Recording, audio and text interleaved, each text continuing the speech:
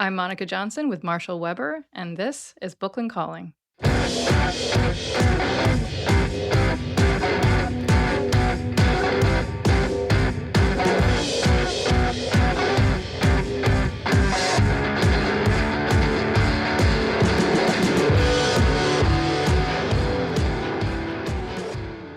All right, welcome to our show where we talk about artists, libraries, and social justice.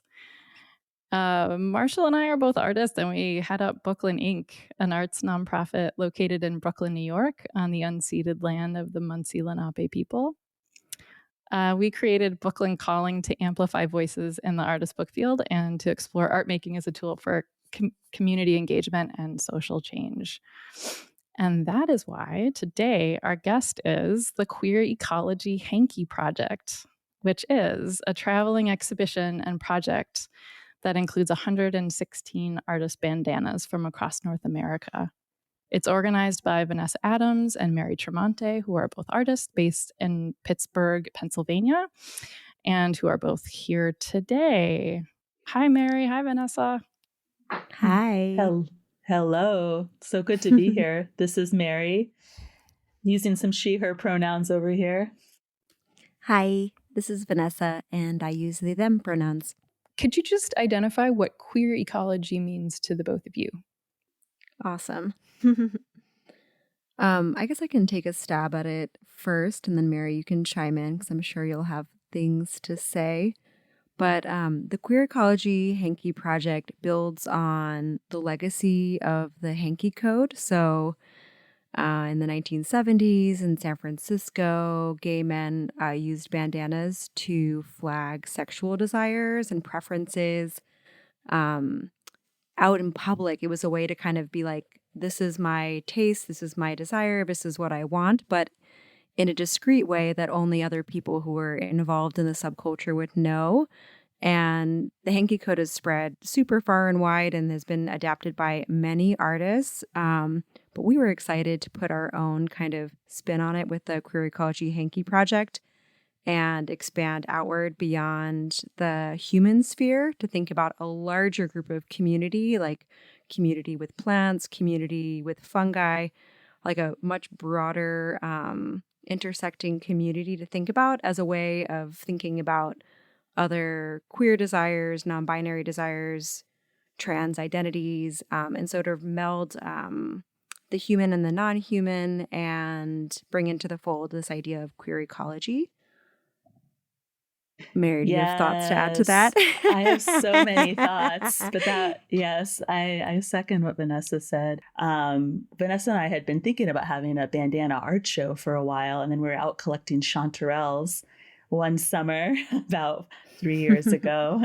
And like the mycelium moving underground, the idea just emerged and sprouted to make the bandana hanky art show on the theme of queer ecology, which is at the intersection of queer theory and ecology, and really moving beyond even binaries of human, non-human, and looking at intersections of those ideas. And also, both Vanessa and I being printmakers, thinking about printmaking culture and artist multiple culture, and how ideas and objects can travel when they're made in multiple and exist in more than one place at a time, and how bandanas, hankies are artwork intended for activation. They're meant to be like worn on the body and like used out in the world.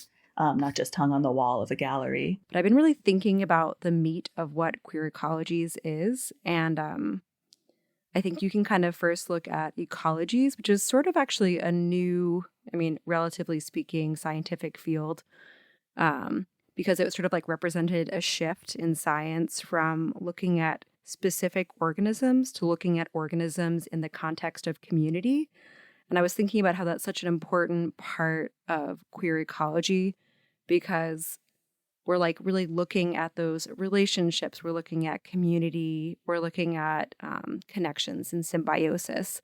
And the queerness is bringing in both sexuality, but also looking at, things that are unusual or other, and like shifting frameworks from normative frameworks. So I think queer ecology is invested in disrupting gender binaries, but also colonialism, like sort of disrupting white settler colonialism, capitalism, and a lot of the ways that artists sort of approached this project would be diving into an organism like slime mold or an organism like mating pairs of birds and using that to kind of reflect back on, queering these sort of societal norms. So hopefully that made sense. Yeah, and this is reminding me, Vanessa, I just want to give a shout out to Bruce Bagamel's book, Biological Exuberance, Animal Yes. Homosexuality and Natural Diversity, which has been a huge inspo for myself and my work, and I know Vanessa and many, many other queer artists. It's like a book that really kind of explodes some of those interpretations of behavior, of observed behavior. If you're looking at two bonobos who are having sex, and cuddling each other, and they're the same sex, if you look at it through a heteronormative lens or a Darwinian lens, you're like, oh, that's just their way of showing power.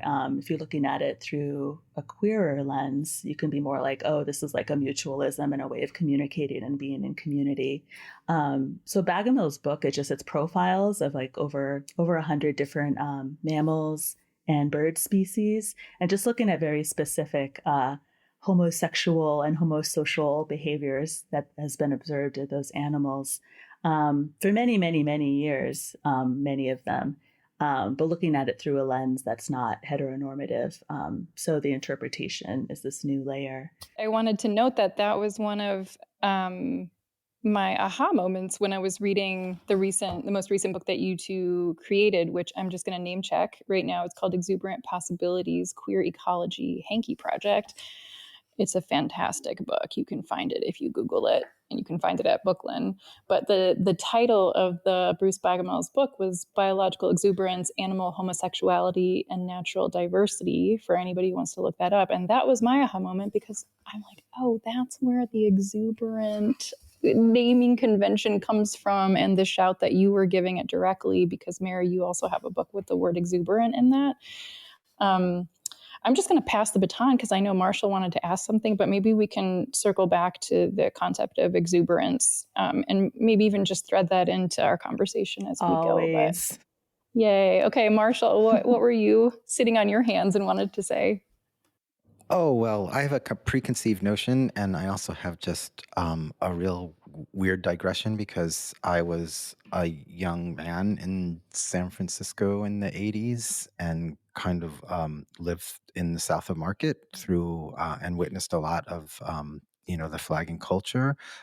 But interestingly, it was the whole bandana thing was also part of a lot of urban formations, like the Crips and the Bloods used bandanas. And so there was this whole interesting California culture, which comes from, cowboys, people who rode horses, people who worked in agriculture. There was a utilitarian root of the bandana also. And I just thought it was interesting how a lot of these cultural icons have such an amazing impact, and that we really only have explored the surface of them in terms of their interrelationship. Very similar to the way we've only really explored the surface of how other species interact with each other in terms of their flagging and signaling.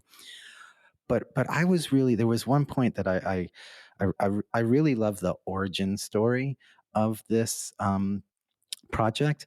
And I think I've seen both in writing and then just now it's kind of like you mentioned this walking amongst the chanterelles and this little origin story. And I just wanted to hear more about that in terms of, two folks walking in the woods amongst all these other species, and kind of emotionally and personally, I'd just like to hear you sketch out a little bit more what that was like, and how that, how powerful that moment was, and how it kind of catalyzed this rather large project that we're talking about here today. Well, this is funny because before we actually officially started this podcast, we were talking about astrology, and I was going to say that Mary and I are both fire signs. So I think that um, in our friendship and also in our working relationship, we get excited about doing things, about exploring ideas. And I think whenever we go out, we're like, oh, we could do this, or should we throw a party? Should we have like a mushroom dinner party? And we've both just gotten really into foraging in the last couple of years. I know a lot of other people have, but the woods of Western Pennsylvania are just really magical. I think it's one of the things that has kept me in Pittsburgh for so long. Is just there's maitake, there's chanterelles. The woods are really special, and so I think it's my favorite thing to do with friends, and especially other friends who are interested in foraging for mushrooms. I think not as just a site for consumption, but as a way to like really get to know the woods and get to know the species. So I think we're always going out on these woods walks together, and we're walking Mary's dog, Perla, who looks like a little white Falcor dog. And we're trying to identify species. We're scheming ideas together, and we're also collecting food for a meal together. So it's these things that really bring together a lot of things. Like maybe we're planning, I think on that particular day, we were planning a mushroom dinner party together because we're always excited about kind of bringing together people and community. And that's something we have in common. So I think we're like, cool, we'll gather mushrooms. Maybe we can invite our friend who's a mushroom fermenter to come and bring something. Maybe someone else will bring black trumpets, and sort of like already envisioning a way to kind of bring together other friends who are queer artists, who are interested in the woods and learning about other species.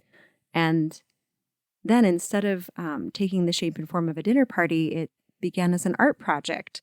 And so I think that kind of just slipped in instead. It might have just become a really fabulous monthly dinner party, but instead it became this really fabulous art project. And it's interesting because actually that idea began with another artist, our friend Dahlia Shevin, who's an amazing artist. And she'd been like, oh, let's do a bandana art show together. We've been kicking the idea around for a while, but it wasn't till that moment walking in the woods that it came together. We're like, oh, we're going to do an art show about this, like a bandana art show about this, because it's going to bring together all of those things we were originally thinking about in terms of a dinner party, of bringing people together, bringing ideas together, bringing together these different areas of our lives that we're interested in, and gathering people, gathering community, but in this other more dynamic context of an art show. Yeah, and I love this experience of like doing this kind of open call submission-based art show, similar to doing a submission-based zine, where you're putting out this idea of the theme, right? In this case, Queer Ecology Hanky Project, and those intersections of all of those like thematic ideas and where they come together. By putting that theme out there, you're really kind of creating a counter public around that idea, right? Around people that have those intersecting interests. And as you were speaking about these different ways of coming together, Vanessa, it just has me thinking about, your emphasis on the word ecology and community.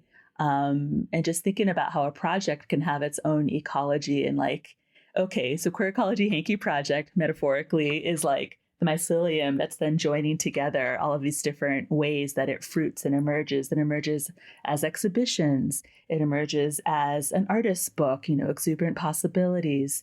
It can emerge as programming, a hanky code dance party that happens at one of the shows. It can emerge as a podcast. So yeah, just thinking about, again, beyond a binary and an either or even another thing that biological exuberance draws on is moving away from an idea of scarcity, and exuberance is the opposite of that, right? So just having more variation and more possibility just leads to like ever more possibility, and having an art show with many people contributing to it then just leads to like more and more activation. It kind of moves like exponentially. So that's also just building upon what Vanessa mentioned. That's part of what's exciting to me and what's exuberant to me about a project like this. Yeah, it's like creating a real queer multiverse, right? Like a beautiful excess of queer possibility. Yes, beautiful excess. Yes, beautiful Too much is excess. never enough. I think I'm so glad you brought that back to the thing about ecology and what ecologies mean, because as I was thinking about coming on this podcast, I was like, right, like, I think when you think about the word ecology, you're like, this project is like reflecting on the community and like what's there, but also actively connecting the community, like a community.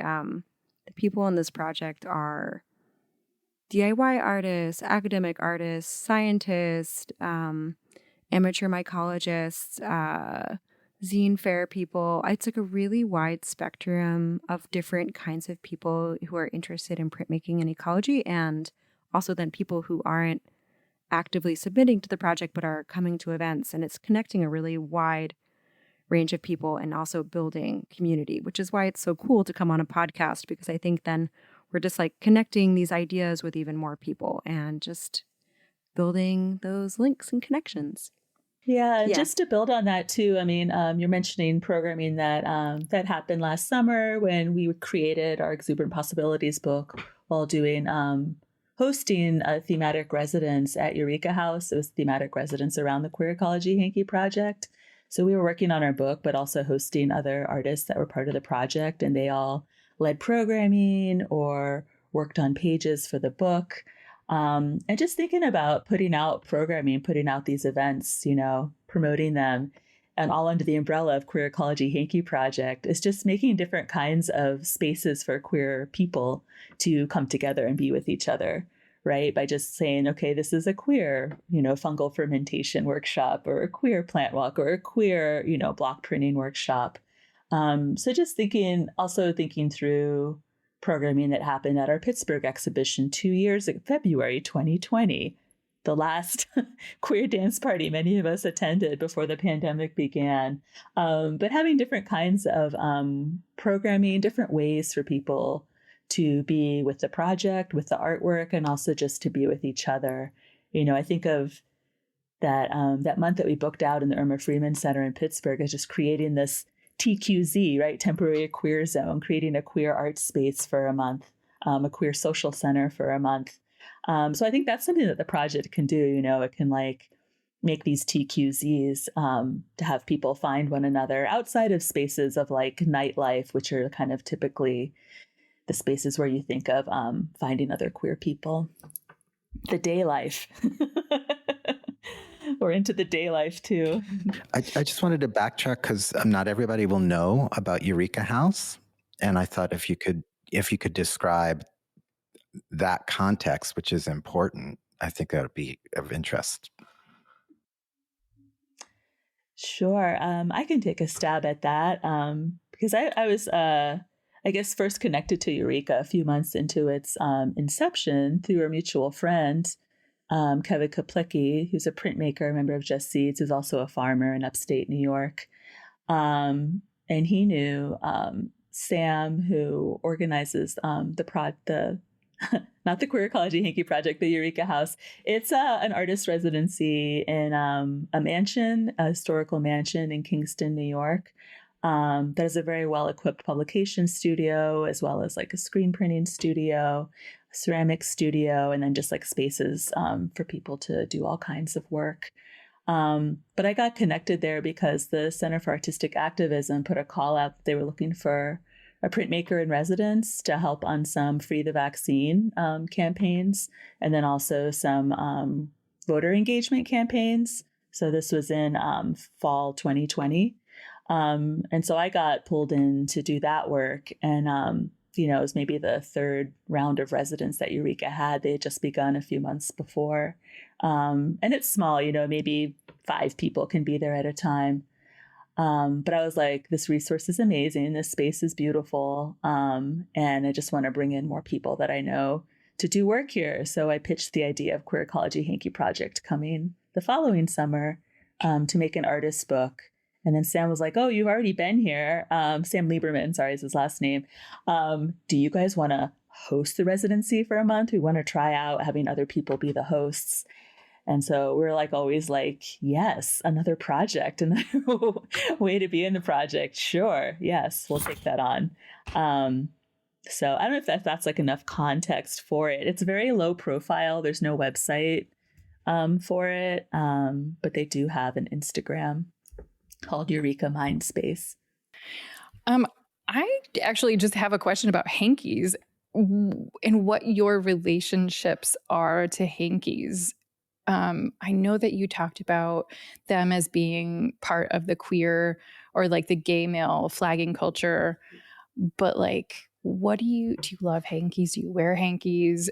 Were you wearing hankies when you went to the woods that day and they like helped you gather chanterelles? And was it just kind of a utilitarian thing, or did you guys have like a pre-existing relationship to hankies? And maybe that's changed a little bit through the project, and maybe like, you're like, I used to wear hankies, but like there's so many freaking hankies in my life, and like I just don't want to put one on my neck anymore. Yeah, where do you stand with hankies, guys? I could start because I have a very long and rich relationship with hankies. And I'll also say like scarves, like vintage, like silky or polyester scarves. I've been wearing them around my neck for a really long time. And I started making animal themed bandanas kind of growing out of like gay pantheon, of animals, after making a screen print on paper that was like, it said, let's go cruising. And it looked like a bumper sticker with a bear on it. But then there was also like, a design I made of a hanky that was just all bears. And so I made this poster on paper. And then a friend was like, maybe you should make the actual bandana that's on that poster. And I was like, yes, cool. And then we'll do these other like gay pantheon animals, like otters, or we had like an Up the Wolf Dykes dance party. So I made like wolf bandanas for that. When I moved to Canada for grad school, we had like a Canadian realness dance party, and I made like beaver bandanas for that. So I don't know. I've been into wearing scarves and bandanas for, I don't know, like probably like 15, 20 years, and then like printing bandanas that I've designed for over a decade. So I don't know. I really find a lot of pleasure in like drawing and designing bandanas. And they are super utilitarian, and I often have one with me when I'm out in the woods, as well as a pocket full of poop bags if I'm being a responsible dog owner. So if you do find something that you want to pick up, if you find some mushrooms or cool, plants out in the woods, you have a way to carry them home. Yeah. I'll stop there. Maybe Vanessa wants to talk about their relationship to this object too.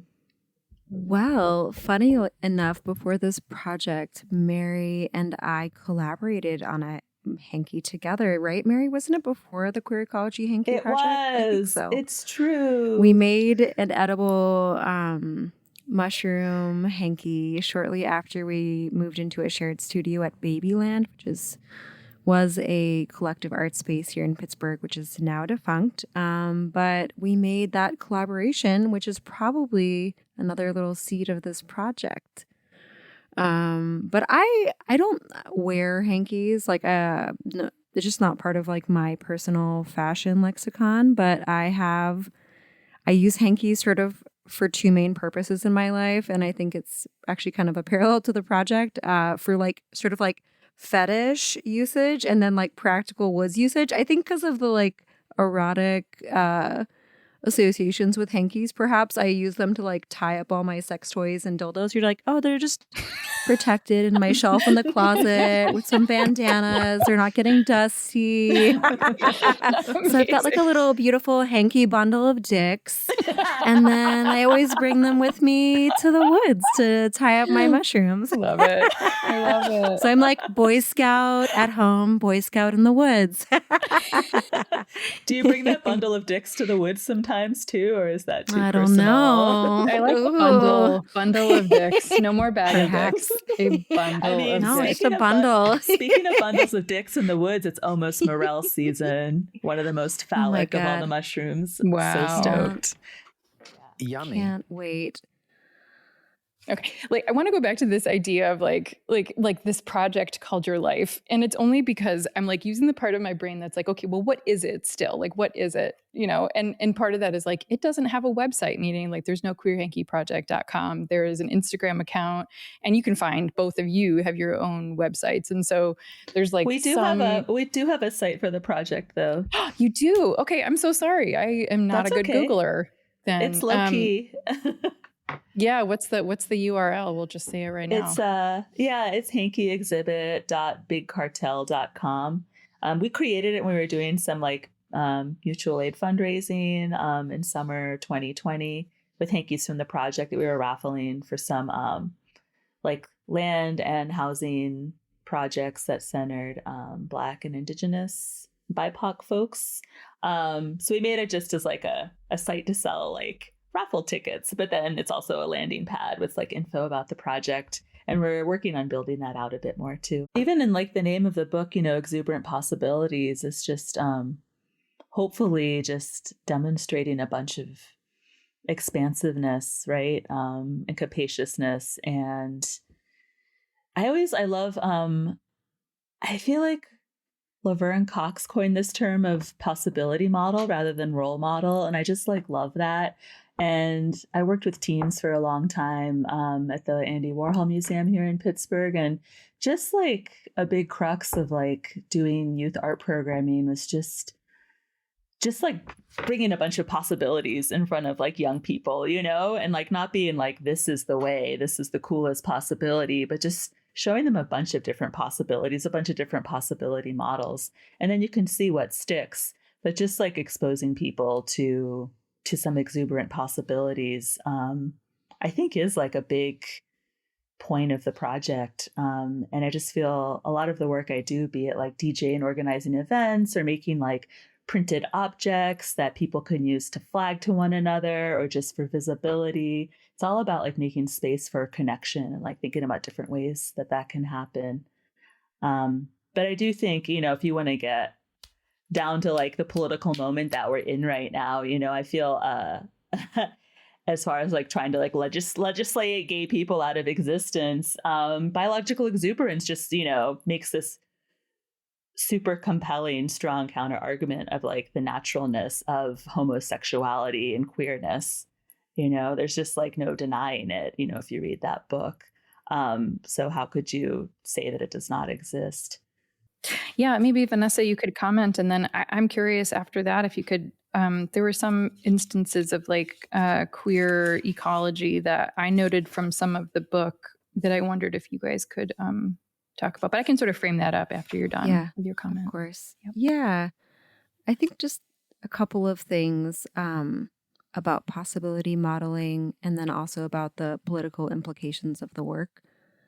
Mary and I talked at the Mid-Atlantic Print Conference, I think a year and a half ago, during a program about queer archives, a panel about that. And it really struck me how much the project resonated with young artists and undergraduates who maybe were confused about how not seeing themselves in the art world. And I think that's something about the project that I find really beautiful, and I'm excited about. It's like another way of being an artist. You're like, yeah, you can be a weird, freaky homosexual making bandana art, and like there's a lot of meaning in the like there. It's just like another way. It's not like a traditional way of maybe being an artist. You're not just having normal gallery shows.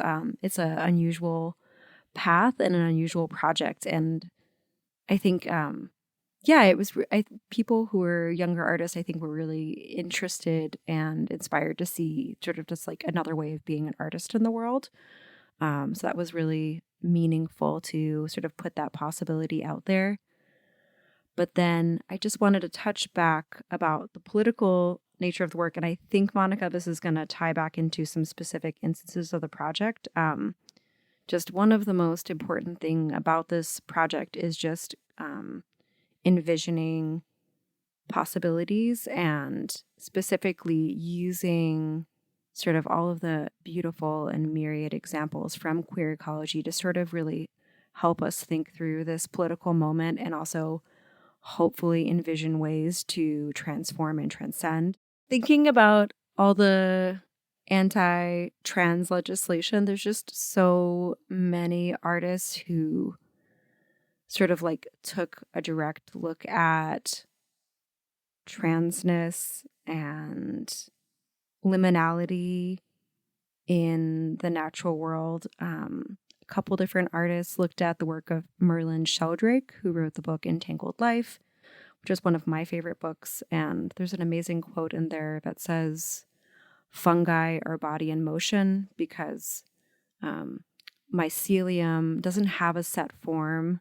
It grows or changes and shifts direction, completely radically altering its form based on food or threat. And so you can have two different clumps of the same kind of mycelium, which is the sort of like spongy, white, thread-like body of the fungus that grows underground below the mushroom, if there are mushrooms. And if you had two identical clumps of that, of the same kind of species, they could look completely different. And also that they are just constantly shape-shifting and transforming. And that's just one example of how transformation is just like the natural order of things and such an important and core part of being alive. And so thinking about all this legislation that is afraid of transformation or that sees transformation or shape-shifting as unnatural, as threatening.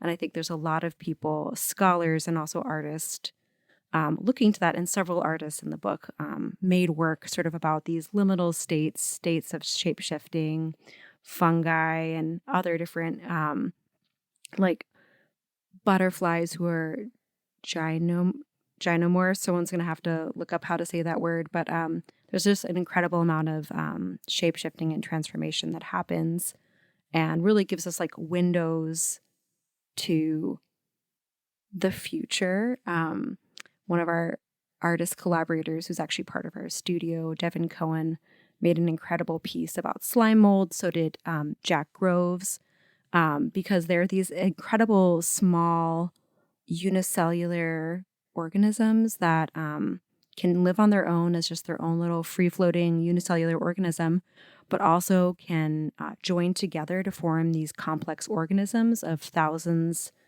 of these little unicellular organisms. And they solve mazes. They do all these incredible tasks because joining together allows them to do that. And so, lichens also, they're a complex organism made up of bacteria and yeast and fungi that can break apart and do their own thing, but coming together allows them to harness the metabolic energy of each one of those things and do incredible things and live in extreme environments, be flown out of the space into outer space and survive. And a lot of people think that the original life origins of Earth were based on these lichen-like organisms, and the only reason they could survive was through that collaborative, collective relationship. So I think there's all these different artists who are looking for these different ways of possibility, looking for visions that we can kind of inspire us for the future, to get past this current political state that we're in. So that's beautiful. I also want to add to Vanessa that when I read the essay that you had written within this book, and a couple of my notes that I loved the most were about the relationship between queer phobia and mycophobia, which is, yes, myco, like mushroom, fear of mushrooms, which I hadn't heard of in name, but just that, what you've been saying, like that there are ways to learn from the behaviors and survival tactics of mushrooms, particularly how to survive hostile and toxic environments. Yes. And also the nature of where mushrooms and queer people, queer culture thrives, which is at the margins. I just thought some of those observations in your essay really pulled me in and made me want to ask more about, maybe, I don't know if it's like really boils down to what have you learned about how to survive in hostile and toxic environments from mushrooms, but maybe there is something you'd like to share. Yeah. So I just wanted to shout out, oh goodness, I wanted to be like the mycophobia, that connection. I just want to specifically name Patricia Kaishan and their article, The Science Underground Mycology as a Queer Discipline. It's super cool. Highly recommend reading it. I think what I've learned about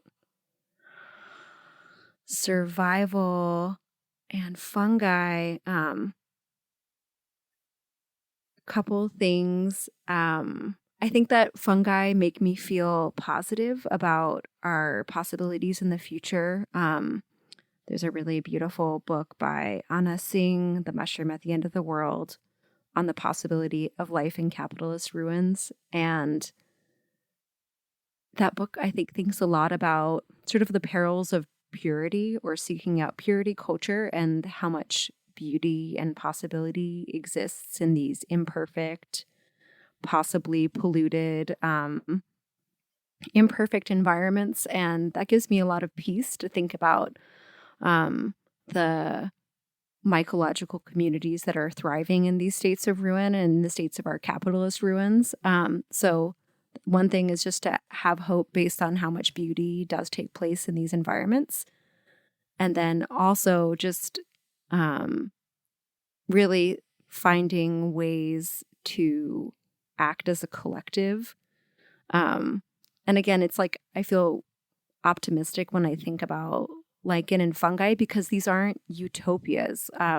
Merlin Sheldrake writes really beautifully about lichen. It's not like a perfect utopian relationship. It's more like a band that has squabbles and maybe some stress, but also goes on to put on a beautiful concert because everyone has their own beautiful thing that they do. So I think it's important to find your people who have those different metabolically compatible skills so you can work collectively and do something amazing, which is one of the reasons why I like working with Mary, because I feel like we have different but complementary skills that allow us to do something much more complicated and larger than something we could do on our own. But yeah, I think that was a bit of a rambling thing, like staying positive on all the beauty that happens in these places of ruins and also finding the ways to make collectives work, because collective work can also be really hard and challenging, but beautiful things can come out of it. So yeah, hearing you speak about that, Vanessa, I just keep thinking Pittsburgh, because Pittsburgh is, this beautiful ruin with like nature taking over. I'm looking out the window in my backyard at all like the deer, like, roaming through the backyard, eating things, and, thinking about bioremediation too. I haven't read those books that Vanessa is naming, but thinking of like fantastic fungi and how, you can use mushrooms to clean up like human-made toxic materials. That's also a place of hope, even though I'm also like, humans make these terrible environmental messes, and why do the mushrooms have to clean up after us? But it is something that gives me hope. And even thinking about like a post-human world too, which is like a darkness and a light simultaneously, I think. But back to Pittsburgh, I've been living in this place on and off for 25 years. And the coming together collectively and doing things together, and that spirit here. And because it has gentrified a lot and gotten more expensive to be here, but there's still these little pockets, of underused spaces, places along the river, abandoned structures, man-made structures, places where you can make some really magical things happen together. That's kind of what's kept me here for so long. And I just feel like that kind of energy reflects back, in and out of the Queer Ecology Hanky Project. Are there any other projects or programming that's could be happening in the future for the Queer Ecology Hanky Project? We would love to show it in more places that are further away from Pittsburgh. I mean, we dream of showing it on the West Coast or in Canada or in Mexico. We do have artists from those places that are in the project. So I would just put out there, if this sounds interesting to you and maybe you have space and resource to host us, give us a holler. Well, our thinking is that, most of the people who care about Brooklyn or listen to us are on university and university campuses all across the country. And those places have galleries. So if you are a librarian or somebody who knows us or who doesn't know us, you can certainly contact us and we can thread that communication to Vanessa and Mary, because I can't think of a better place for this to go than at an educational campus in a library, right? Definitely. Yeah. I think earlier you asked a question specifically about like who is this information like sort of useful for in terms of academic curriculum, and that kind of ties in with what you're saying now about libraries and going to universities. And I just want to say that I think like both looking in the emergent field of queer ecologies, but also just sort of like looking at LGBTQ archives, because I think at its core, this project sort of gives you a snapshot of what this community of artists, like how they sort of see themselves in this moment, because so many of the pieces are self-reflective and sort of exploring artists' own identities. And like, I would love to look, if I had like a portal where I could go back and be like, cool, what were gay and lesbian artists in the 70s? How did they envision themselves in terms of like a box of hankies where they explored their identities through like animal and plant kin? And I think that's would be such an incredible like snapshot of that time. And I think likewise, this project sort of just gives you like a small snapshot of where like 100 artists sort of like see themselves in this moment and see their communities and see sort of like their desires. I think a lot of them were about their desires for community, like even if they weren't having them in this moment. Like several artists made hankies about sort of like cross-pollination and desire for sort of like collaborative queer community. Like Andrea Narno and Claire Ragland both made these specific pieces about different symbiotic relationships between snails and this tiny plant, or between a moth and the agave flowers, and hummingbirds and lupines.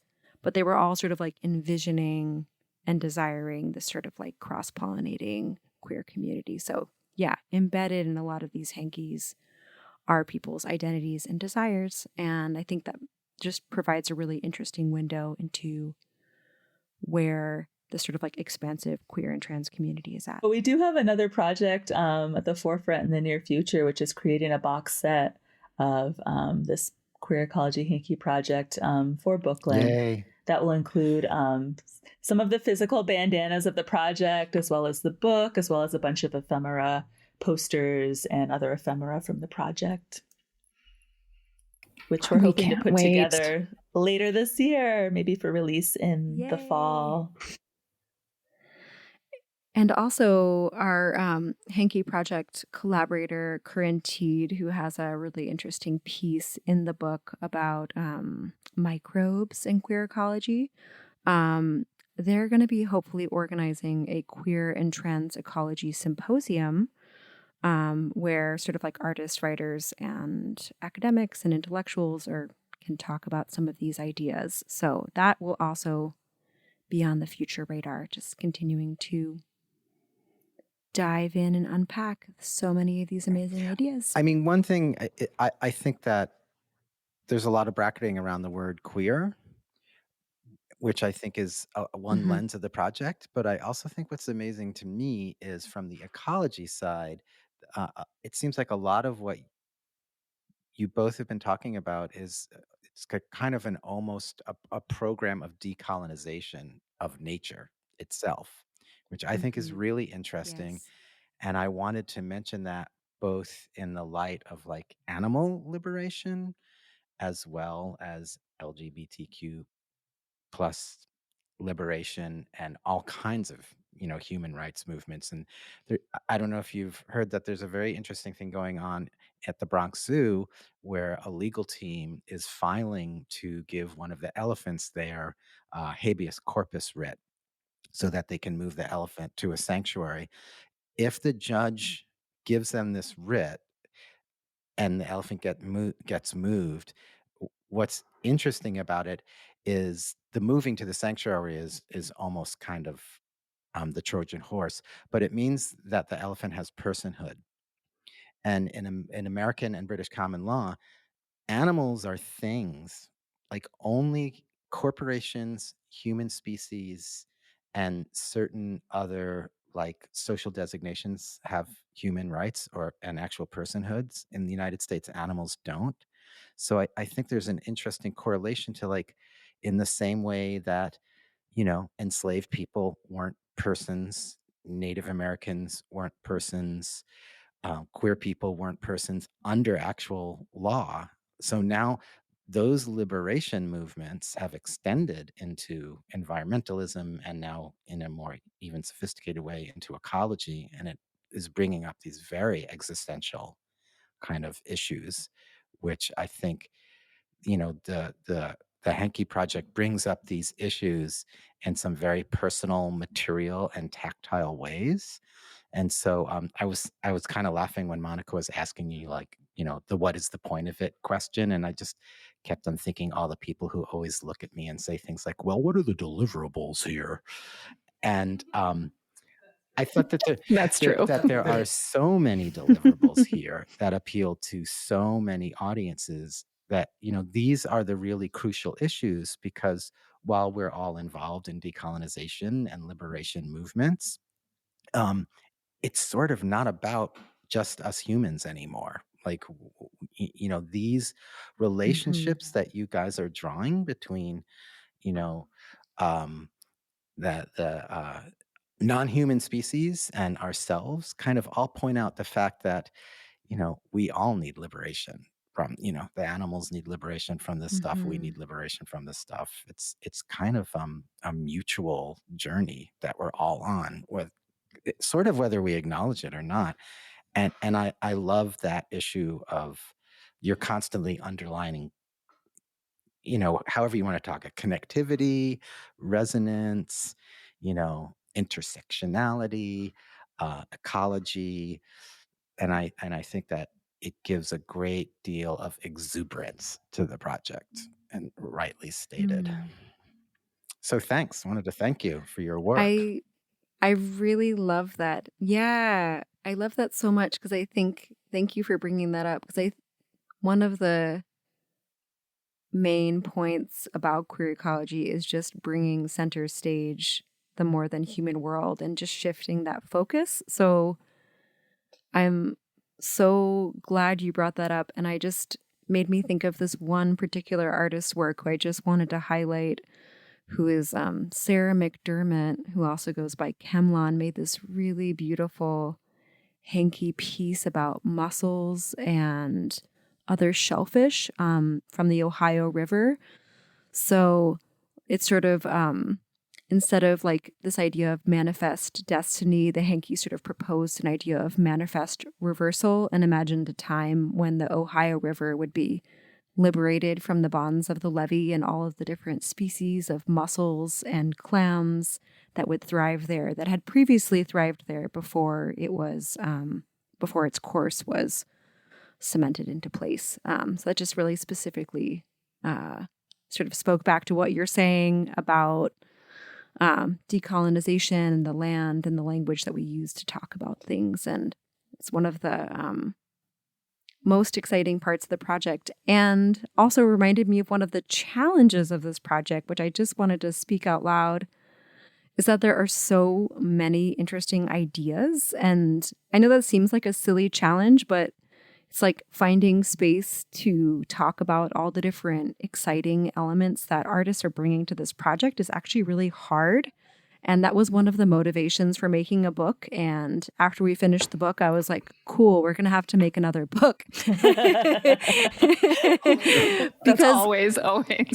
Yeah, always. I was like, we're going to have to make another book. Just the tip, Please do.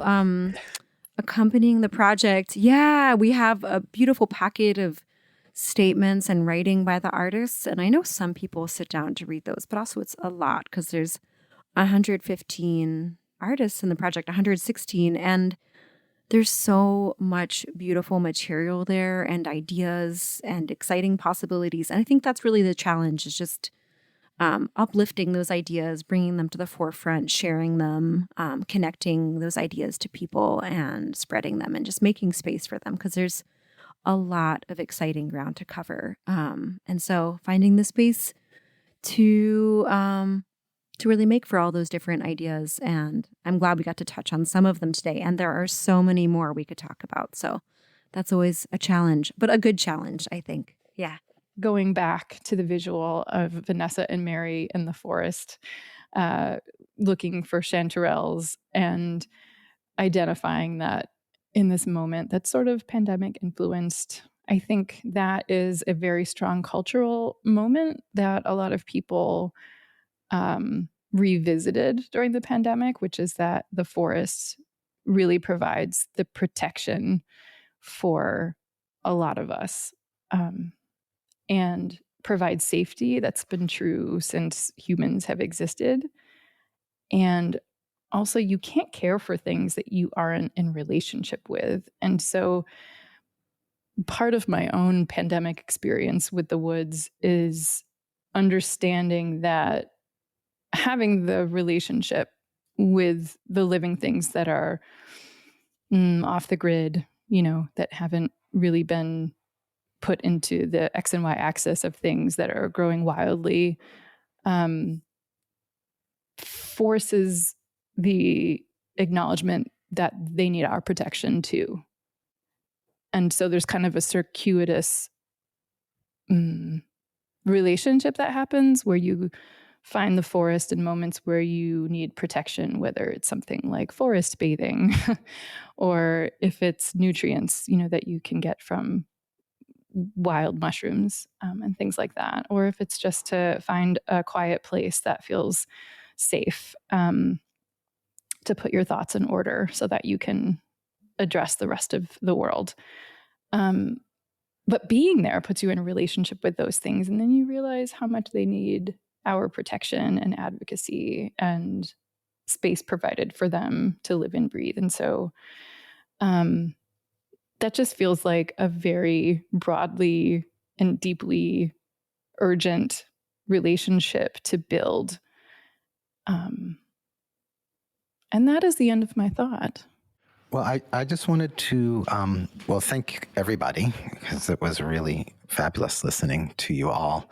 And I wanted to remind people that the books Exuberant Possibilities and Exuberant Resilience are available through Booklyn at booklyn.org, and that we are very excited about the Queer Ecology Hanky Project, which is going to be this fabulous box set of all kinds of different materials, which is just going to be like a complete toolbox for queer ecology consciousness. Mary, we'll let you go, and Vanessa too. I think we're pretty much done. Okay, great. We're perfect. Loved it. Bye. Bye.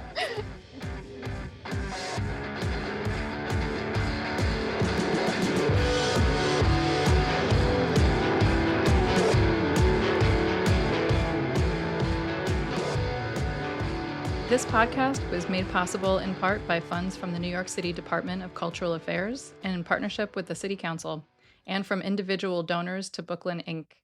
You can support this podcast by making a donation at booklyn.org/donate.